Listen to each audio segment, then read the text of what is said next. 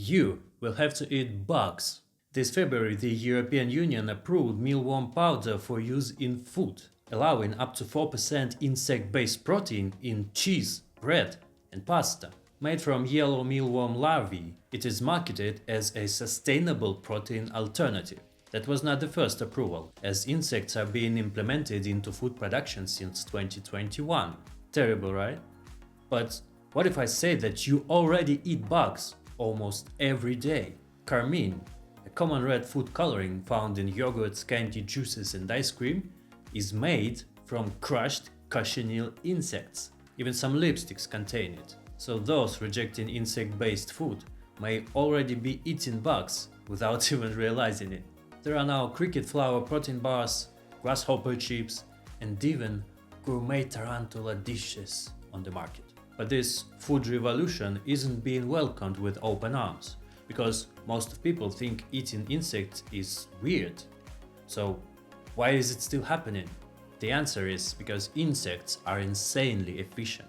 Crickets need 12 times less feed than cattle to produce the same amount of protein. They generate 80 times less methane and require 2000 times less water per kilogram of protein. Environmentally, it's a huge win, yet many people refuse to trade their steaks to silkworms. Let's be honest, most Westerners see insects as pests, not food. The ick factor isn't just about taste, it's about tradition. Meanwhile, in Asia, Africa, and Latin America, eating insects has been normal for centuries. In Uganda, people cook patties from flies. Or how about fried crickets in Thailand, which is a famous street food? You could see it by yourself if traveled there. A European company once handed out free cricket-based snacks at food festival. At first people were curious, but then they realized what they were eating. Some spat it out, others laughed nervously, and one guy screamed and ran off. The fear wasn't rational, it was cultural. And it's not just disgust holding people back. Conspiracy theories have popped up, with some claiming that corporations and governments are trying to force insect-based food to control diets. Others see it as a sign of societal collapse and moral decline. Some end-times enthusiasts even link it to apocalyptic prophecies. There is zero scientific evidence for that, but the intensity of the backlash shows how deep the cultural resistance is. However, history shows that food taboos can break. Lobsters used to be peasant and dirty food.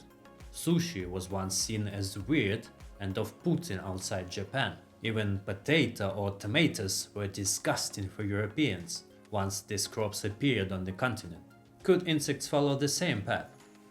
Religious views on eating insects are all over the place. Judaism and Islam mostly forbid them, except for locusts, which are considered kosher and halal in some traditions. Christianity has no clear dietary restrictions on insects, and in some Christian majority regions they are commonly eaten. Hinduism and Buddhism tend to discourage insect consumption due to non-violence principles, though some Buddhist monks eat foraged insects. Many indigenous cultures have long embraced insects as a natural and sustainable food source. And what about science and dry facts? Mealworms are 50 to 60% protein, comparable to beef. Cricket flour is loaded with B12, iron and fiber, while many edible insects contain omega-3's essential amino acids and gut-friendly prebiotics. Some even have bioactive compounds that may boost immunity and support gut health. All of them is about less methane emissions than cattle,